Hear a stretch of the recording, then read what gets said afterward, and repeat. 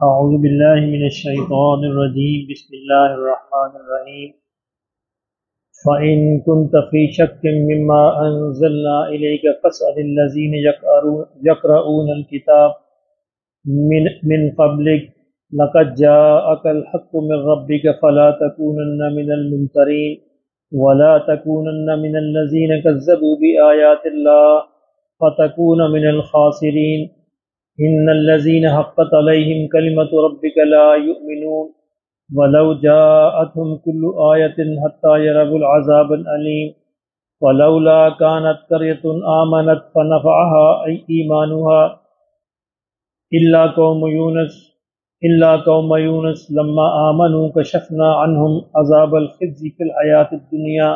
ومتعناهم إلى حين صدق اللہ العظیم۔ کل ہم نے یہ بات کی تھی کہ اللہ رب العزت نے فرعون اور اس کی قوم پر عذاب بھیجا اور ان کو دریا کے اندر غرق کر دیا، اور فرعون کے بارے میں اللہ نے یہ وعدہ کیا کہ تمہارے جسم کو ہم محفوظ رکھیں گے تاکہ بعد میں آنے والی نسلیں اس سے عبرت حاصل کریں۔ اس وقت دریا نے، سمندر نے، جو بھی تھا، سارے کے سارے انسانوں کو اپنے اندر سمو لیا، کوئی بھی کسی کی لاش بھی باہر نہیں آئی سوائے فرعون کی لاش کے۔ فرعون کی لاش کو لہروں نے اٹھا کر باہر پھینک دیا اور وہ لاش وہاں پہ پڑی رہی، لوگوں نے دیکھا، پہچان لیا۔ اس سے دو فائدے ہوئے کہ بنی اسرائیل پر ایک خاص رعب تھا، ایک دبدبہ تھا، ڈر تھا، ہیبت چھائی ہوئی تھی ان پہ۔ موسیٰ علیہ السلام نے جب ان سے کہا کہ فرعون غرق ہو گیا تو وہ مانتے ہی نہیں تھے، یہ کیسے ہو سکتا ہے؟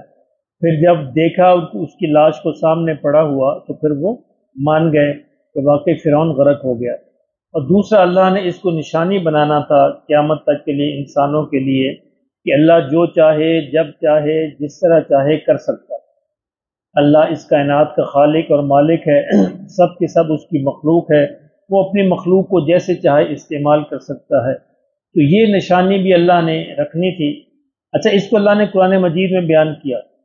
اس سے پہلے جب تک قرآن نازل نہیں ہوا تھا یہ بات اوجل تھی، اور پھر جب قرآن نازل ہوا تب بھی یہ بات اوجل تھی، تب بھی فرعون کی لاش دریافت نہیں ہوئی تھی۔ تو لیکن صحابہ نے اس پر ایمان لائے کہ بالکل حق ہے، سچ ہے، اللہ نے جو فرما دیا۔ یعنی لازمی نہیں کہ قرآن مجید جو بیان کرتا ہے وہ ہو سکتا ہے کہ 2 صدیوں کے بعد ظاہر ہو، 4 کے بعد، 10 کے بعد، 20 کے بعد ظاہر ہو، لیکن قرآن کی صداقت کبھی نہ کبھی انشاءاللہ ظاہر ہو کر رہتی ہے۔ یہ اب اس صدی کے اندر یعنی 100 سال پہلے یہ لاش دریافت ہوئی، اور اب وہ موجود ہے، اب وہ موجود رہے گی مصر کے عجائب گھر کے اندر۔ شیخ صاحب نے کل فرمایا کہ اس کے بارے میں مزید تفصیل جو ہے وہ بیان کر دیں، تو میں نے عرض کیا کہ یہ اتنا بڑا معجزہ ہے ہمارے ان صدیوں کے اس زمانے کا کہ اگر انسان صرف اسی پہ غور کر لے تو ثابت ہو جاتا ہے قرآن اللہ کا کلام ہے، وہ انسان یہ بات نہیں کہہ سکتا تھا۔ 1976 کی بات ہے، اس زمانے میں نے میرا خیال 9ویں یا 10ویں میں پڑھتا ہوں گا، مجھے یاد پڑتا ہے کہ میں نے خود اخبار کے اندر پڑھا تھا۔ اب چونکہ زمانہ بیت گیا تو کل پھر میں نے اس پہ سرچ کی، تلاش کیا نیٹ کے اندر، وہ اخبارات ڈھونڈے تو وہ واقعی موجود تھا۔ 1976 کے اندر دریافت ہوا، جو ماہرین تھے کہ یہ ان بچوں کو بیٹا یا تو آپ باہر چلے جاؤ، یہ باتیں کرنے کی جگہ نہیں، ٹھیک ہے، اور یا آپ اس محفل میں شامل ہو جاؤ، ٹھیک ہے، باتیں کرنی ہے تو اس کی جگہ گلی کے اندر بہت موجود ہے۔ کیونکہ اس وقت ایک خاص عمل ہو رہا ہے مسجد میں، آپ اس کے خلاف کھڑے ہیں،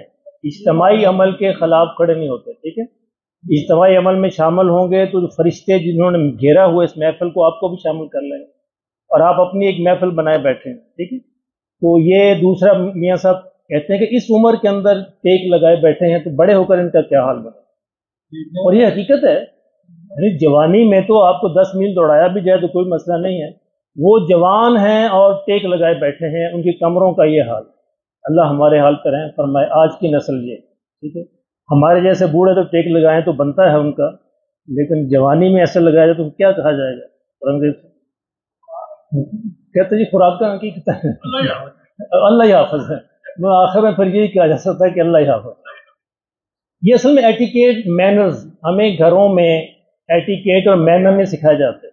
ان بچوں کے بارے میں مسلسل میں نوٹ کر رہا ہوں کہ یہ آ کے محفل لگاتے ہیں الگ سے، ٹیک لگا کے اور مسجد کے آداب کے خلاف آپ آتے ہیں، بہت مبارک ہے، آپ کا آنا مبارک ہو، اللہ آپ کو استقامت نصیب فرمائے، ہماری دعائیں آپ کے ساتھ ہے، لیکن آپ کو مینرز بھی سیکھنا چاہیے، یہ ایٹیکیٹ جو ہے نا، آداب جو ہیں وہ بھی سیکھنے چاہیے تاکہ آپ کو پورا اجر ملے۔ کیا کہہ رہا تھا جی؟ تو 1976 کی بات ہے، یہ فرعون کی جو لاش تھی، وہاں کے جو تھے ذمہ دار، انہوں نے دیکھا کہ اس کے گلے کے اندر نا کوئی چیز گر رہی ہے، جھڑ رہی ہے، تو ڈاکٹر آئے، ماہرین آئے، انہوں نے کہا جی گلے میں انفیکشن ہو گیا۔ اب گلے میں انفیکشن، اب کیا کیا جائے؟ اب اس کے لیے بڑے ماہرین آئے، انہوں نے کہا جی اس کا علاج تو ہمارے پاس نہیں ہے، البتہ فرانس کے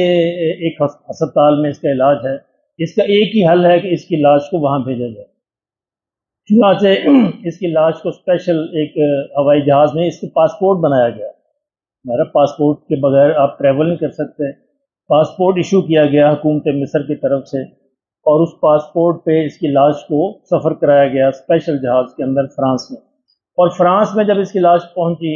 تو اس کو باقاعدہ بادشاہ کا پروٹوکول دیا گیا، سلامی دی گئی، گارڈ آف آنر پیش کیا گیا اس لاش کو، لیکن اللہ کا اپنا نظام ہے۔ اس کے بعد ہسپتال میں داخل کیا گیا، اب اس کا علاج کیا،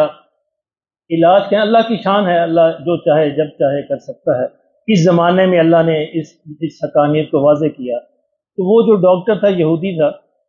اس نے اپنی رپورٹ کے اندر لکھا کہ اس کے گلے سے دریا کی مٹی نکلی، ڈوبا ہے نا، سمندر میں ڈوبا ہے، دریا میں ڈوبا ہے، کہ اس کی وجہ سے اس کی لاش کے اندر انفیکشن ہو رہا، اللہ نے تب تک محفوظ رکھی، یعنی اس مٹی کا حکم تھا کہ اتنے سینکڑوں سال کے بعد تم نے انفیکشن کرنا ہے نا، جب جیسے اللہ کا حکم ہو، پہلے بھی تو مٹی موجود تھی نا، پہلے انفیکشن کیوں نہیں ہوا؟ کیونکہ اللہ کا حکم نہیں، اللہ کا حکم تھا کہ فلاں سن میں فلاں جگہ پہ فلاں موقع پہ تو نے انفیکشن کرنا کر دیا، تو اس نے اپنی رپورٹ میں لکھا کہ اس کی وجہ سے یہ انفیکشن تھی، اور یہ کسی دریا کی مٹی معلوم ہوتی ہے، چنانچہ اس سے اس قرآن مجید کی صداقت ثابت ہوتی تھی کہ وہ ڈوب کے مرا ہے، جبکہ یہ سارے یہودی دوسرے کہتے ہیں وہ فرعون جو موسیٰ علیہ السلام کے زمانے ڈوب کے نہیں مرا، وہ ویسے مرا ہے، اپنی موت مرا ہے، ڈوب کے نہیں مرا، قرآن کہتا ہے ڈوب کے مرا ہے، اور اللہ نے خود ان کے ہاتھوں سے اس کی صداقت کو ثابت کروایا۔ اب اس یہودی کو جو دوسرے یہودیوں نے کہا کہ تم اپنی رپورٹ کو بدل دو، اس سے قرآن سچ ثابت ہوتا ہے۔ اس نے کہا جی I am loyal to my profession, I am honest to my profession, I cannot change. میں وفادار ہوں اپنے پیشے کے ساتھ، اس کو میں تبدیل نہیں کروں، اگرچہ میں یہودی ہوں اور تمہاری قوم میں سے ہوں، لیکن پیسے کے لیے میں اپنے پیشے کے ساتھ غداری نہیں کر سکتا، نہیں بدلی، اور وہ رپورٹ موجود ہے۔ تو یہ تفصیلات ہیں، ٹھیک ہے، آگے چلیں۔ تو یہ اللہ رب العزت کا یعنی معجزہ ہے، اللہ نے اس زمانے کے اندر قرآن کی اس حقیقت کو ثابت فرمایا۔ اللہ نے فرمایا فَإِن كُنتَ فِي شَكٍّ مِّمَّا أَنزَلْنَا، کہ اگر آپ کو شک ہے اس چیز میں جو ہم نے نازل کی، الیک آپ کی طرف، فَاسْأَلِ الَّذِينَ، تو آپ سوال کر لیں، پوچھ لیں، الَّذِينَ ان لوگوں سے، يَقْرَؤُونَ الْكِتَابَ مِن قَبْلِكَ جو آپ سے پہلے کتاب پڑھتے ہیں، تورات اور انجیل پڑھتے ہیں، لَقَدْ جَاءَكَ الْحَقُّ مِن رَّبِّكَ کہ بے شک تیرے رب کی طرف سے وہ حق جو آنا تھا آ چکا، فَلَا تَكُونَنَّ مِنَ الْمُمْتَرِينَ پس اب شک کرنے والوں میں سے نہ ہو۔ اچھا اب دیکھیں، اس کو ایک عام بندہ پڑھے گا نا، اگر صرف ترجمہ پڑھے گا تو وہ کہے گا یہ کیا بات ہے؟ تو یہ خطاب نبی صلی اللہ علیہ وسلم کو کہ اگر آپ اس میں شک کر رہے ہیں آپ یہ کریں۔ یہ قرآن مجید کے صرف اسلوب سمجھنے کی پہلے ضرورت ہے۔ قرآن مجید بعض اوقات حضور کو خطاب کرتا ہے، لیکن خطاب اصل میں مشرکین سے ہوتا ہے، یعنی یہ خطاب حضور سے نہیں ہے، حضور کو تو شک ہو نہیں سکتا، یعنی یہ ممکن نہیں ہے۔ یہ اس طرح کیوں ہوتا ہے؟ قرآن مجید کا اسلوب یہ ہے، بعض اوقات انسان کو ناراضگی ہوتی ہے نا کسی سے، مجھے یوسف صاحب سے ناراضگی ہو گئی، اور میں ان کو کوئی بات سنانا چاہتا ہوں، میں کہ ڈگر صاحب ویکھیا نا، پھر ہویا نا وہی گل، سنا میں ان کو رہا ہوں، کیونکہ میں یہ گوارا بھی نہیں کر رہا کہ میں ان سے کلام کروں۔ اب قرآن مجید یہ گوارا ہی نہیں کر رہا اللہ رب العزت ان سے براہ راست کلام کرے، اس لیے اللہ رب العزت کہہ نبی کو رہے ہیں، سنا ان کو رہیں کہ یہ کن کر یہ گل کر نوئے کن کر، ایسا ہوتا نا، سنا محاورہ یہ ہاں کہ کہنا دی کو اور سمجھانا نو کو. تو یہ ہر زمانے میں یہ ہر زبان کے اندر یہ اسلوب ہے. تو قرآن مجید کے اس آیت کے اندر یہی اسلوب ہے، یعنی خطاب براہ راست یعنی محسوس ہو رہا ہے کہ نبی صلی اللہ علیہ وسلم کی جا رہا ہے، لیکن اصل میں مشرکین کو یہ کہا جا رہا ہے کہ تمہیں یہ اگر شک ہے تو پچھلی کتابیں اٹھا کر دیکھ لو.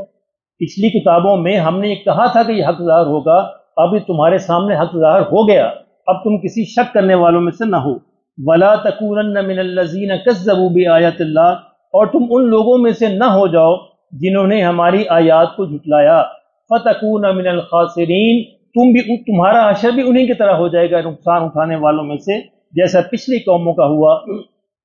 ان الذین حقت علیہم کلمۃ ربک لا یؤمنون، فرمایا کہ تیرے رب کا وعدہ پورا ہو چکا ان لوگوں کے بارے میں، لا یؤمن، اب یہ ایمان نہیں لائیں گے. کیوں کہ انہوں نے تعصب سے، ضد سے، ہٹ دھرمی سے بات نہیں مانی. ایسا نہیں کہ بات سمجھ نہیں آئی، بات سمجھ آ گئی ہے، محض اپنے مفادات کے لیے، تعصب کے لیے مان رہے ہیں. اور یہ قیامت تک کے لیے ضابطہ ہے، یعنی کسی شخص کے سامنے حق آ جائے اور وہ اپنے مفاد کے لیے، اپنے تعصب کے نہ استعمال کرے، اللہ پہ دل پہ مہر لگا دیتا ہے. یعنی اب بات سمجھ آ جائے، حق بھی واضح ہو جائے، پھر صرف اپنے مفادات کے لیے، اپنے تعصبات کو بچانے کے لیے، اپنی ہٹ دھرمی اور ضد کے لیے نہ مانے، تو پھر اللہ دلوں پر مہر لگا دیتے ہیں. تو اللہ نے کہا تیرے اللہ کا وعدہ پورا ہو گیا، یہ ضد کی وجہ سے نہیں مان رہے، اب ان کے دلوں پر مہر لگی، اب یہ ایمان نہیں لائیں گے. وَلَوْ جَاءَتْهُمْ كُلُّ آیَةٍ، حتیٰ کہ اگر آپ ساری انہیں نشانیاں بھی دکھا دیں، حتیٰ یرب العذاب العلیم، جب تک کہ یہ دردناک عذاب نہیں چکھ لیں گے جیسے فرعون نے چکھا، یہ ایمان نہیں لائیں. فَلَوْلَا كَانَتْ قَرْيَةً آمَنَتْ، فرمایا اللہ نے فرمایا، یعنی بڑے افسوس کا جملہ ہے کہ یہ انہوں نے قوم یونس کی طرح کیوں نہیں کیا، کہ کاش یہ اس کی طرح کر لیں. یعنی قوم یونس کا اعزاز یہ ہے کہ جب انہوں نے عذاب کو محسوس کیا کہ ابھی آنے والا ہے تو وہ سجدے میں گر گئے. اچھا یہ دیکھیں اس میں دونوں میں فرق ہے. عذاب کے اندر مبتلا ہو جائے تو دعا قبول نہیں ہوتی، پھر توبہ قبول نہیں ہوتی. وہ عذاب میں مبتلا نہیں ہوئے تھے، عذاب کے آثار تھے. فرعون تو مبتلا ہو گیا تھا نا عذاب میں، فرعون تو مبتلا ہو گیا، جہنم کا منظر دیکھ لیا، فرشتے دیکھ لیے، لیکن قوم یونس مبتلا نہیں ہوئی تھی، ابھی آثار دیکھے تھے کہ سجدے کے اندر گر کے اللہ نے معاف فرما دیا. اللہ نے فرمایا کہ یہ کیوں نہیں کرتے ایسے، کاش کہ یہ قوم بھی، کوئی یہ بستی بھی ایسا کر لیتی،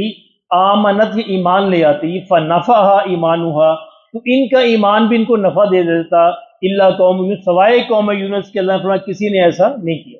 تو ہم نے اس حالت کے اندر بھی ان کے ایمان کو نفع دے دیا، ان کو بچا لیا. لما آمنوا، جب انہوں نے ایمان لائے، کشفنا عنہم عذاب الخزي، تو ہم نے ان سے رسوائی کا عذاب ہٹا دیا، فی الحیات الدنیا، اور دنیا کی زندگی میں، ومتعناہم الی حین، اور ان کو ہم نے دنیا میں اور فائدہ اٹھانے کا موقع دے دیا، جتنے برس بھی تھے وہ زندہ رہے ایمان کی حالت میں. تو اللہ نے فرمایا اس کو ہمیشہ یاد رکھنا چاہیے کہ اگر تو بندہ موت کے اندر مبتلا ہو گیا پھر تو دعا قبول نہیں ہوگی، لیکن اگر آثار ہیں، یعنی اللہ نے یہاں تک رعایت دی ہے، اگر آثار ہیں کہ شاید بندہ مر جائے، ابھی مر جائے، اس وقت بھی دعا قبول ہو، یعنی اس وقت بھی توبہ کر لے، اللہ فرماتے ہیں اس وقت بھی قبول کروں. ہاں اگر آخرت کا منظر دیکھ لیا، موت کا فرشتہ دیکھ لیا، پھر دعا قبول نہیں، کیونکہ وہ مبتلا ہو گیا اس میں. لیکن اس مبتلا ہونے سے پہلے پہلے دعائیں قبول ہے. اللہ پاک ہمیں مرنے سے پہلے پہلے توبہ کی توفیق دے.